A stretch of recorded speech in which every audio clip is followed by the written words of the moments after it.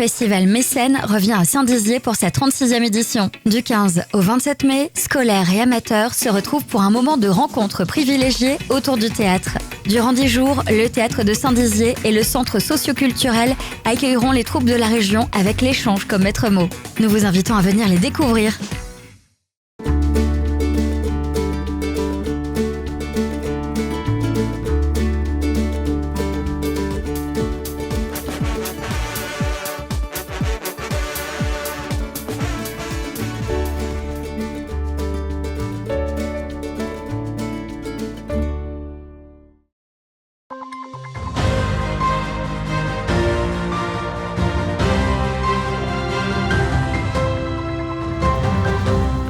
Bonsoir à toutes et à tous, mardi 16 mai, soyez les bienvenus dans cette édition du 15 Info. Voici les titres de l'actualité.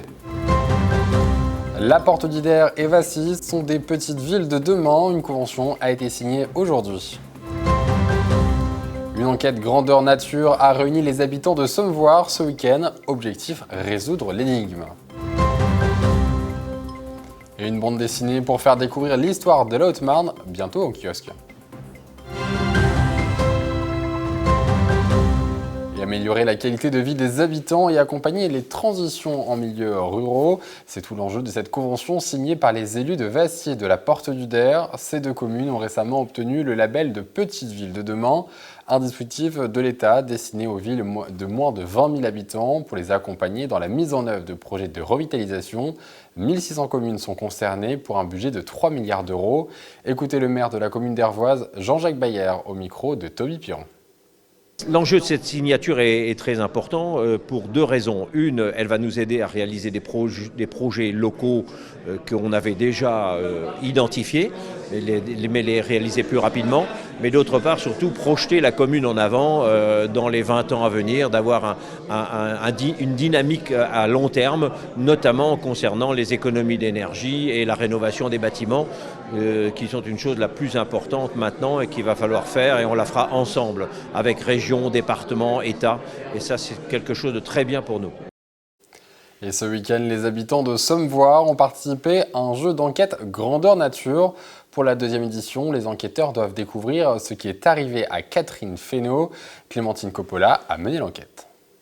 Un accident de voiture, une victime, des témoins et des suspects. À Sommevoire, les participants se sont transformés en enquêteurs de la brigade de Nancy.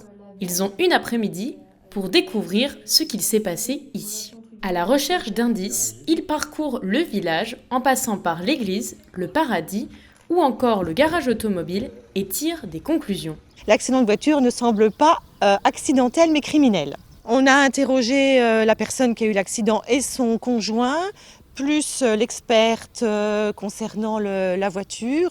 Donc on a déjà des pistes effectivement, notamment sur le mari de la victime. Les lieux sont importants, mais les témoins le sont aussi. Ici, tous sont bénévoles et jouent un rôle précis. Pour élucider l'affaire, il faut être rigoureux. L'association qui organise le jeu nous a d'ailleurs donné quelques conseils pour enquêter au mieux. Ne pas hésiter à poser des questions, ne pas hésiter à s'inspirer de tout ce qu'on peut voir dans les faits divers, dans les relever des empreintes, relever des indices, noter, écouter, s'écouter après quand on travaille en équipe, c'est important. C'est pour ça qu'on demande des équipes pas plus nombreuses de 6. C'est possible avec des âges très différents parce que souvent les enfants ont des paroles de sagesse que les adultes ne savent pas écouter. Voilà. On a vu des cas où c'est les enfants qui donnaient des pistes extraordinaires et les parents qui les ignoraient, c'était à mourir de rire. Cette année, plus d'une centaine de personnes étaient présentes. L'association travaille déjà sur la prochaine édition qui se tiendra en 2024. Et la Haute-Marne va être mise à l'honneur au sein d'une bande dessinée. L'atelier Triple Point à Chaumont travaille sur ce projet depuis maintenant 2 ans. L'édition du Signe propose plusieurs bandes dessinées sur les différents départements de France pour faire découvrir leur histoire. Et de manière originale cette fois, c'est la Haute-Marne qui sera donc au cœur de l'histoire. Brigitte Maestrassi. Thomas, tu vois, sur cette case-là, donc on avait le DER. Je me disais peut-être qu'on pouvait mettre les villages qui allaient... Une bande dessinée sur l'histoire de la Haute-Marne va bientôt voir le jour. Cette dernière a pour but de faire découvrir le département sous tous ses angles et dans toutes les époques historiques, grâce aux différents objets. On passe par plein d'épisodes historiques, l'arrivée des premiers hommes sur le département, les premières découvertes archéologiques qui touchent à ça, et puis ensuite les Gallo-Romains, puisqu'il y avait Langres qui était une ville romaine assez importante, toutes les découvertes qu'on a fait ensuite avec les Mérovingiens, vers Saint-Dizier, et ensuite les anciens châteaux, plus vers Chaumont, aussi dans le Bassigny. C'est aux côtés du personnage de Roxane, une jeune collégienne, que l'on va parcourir l'histoire de la Haute-Marne.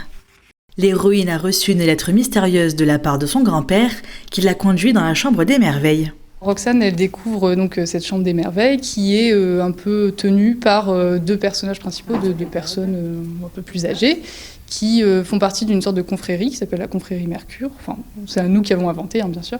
Mais c'est une confrérie qui garde ces objets sur la Haute-Marne, qui essaie un peu de les conserver, de les récolter par-ci par-là, donc auprès d'autres personnes, et qui essaie d'avoir un peu un inventaire exhaustif ou presque de tout ce qui a pu se faire de moins 10 000 ans à maintenant. Dès septembre prochain, cette bande dessinée sera disponible à l'achat en librairie et permettra aux petits comme aux grands de découvrir ou redécouvrir la Haute-Marne. Et voilà, c'est la fin de cette édition. Merci de l'avoir suivi. Tout de suite, vos prévisions météo de demain. Et excellente soirée sur Puissance Télévisions. Toute l'actualité qui vous concerne, à voir et à revoir dès maintenant sur puissancetélévision.fr et sur notre application mobile.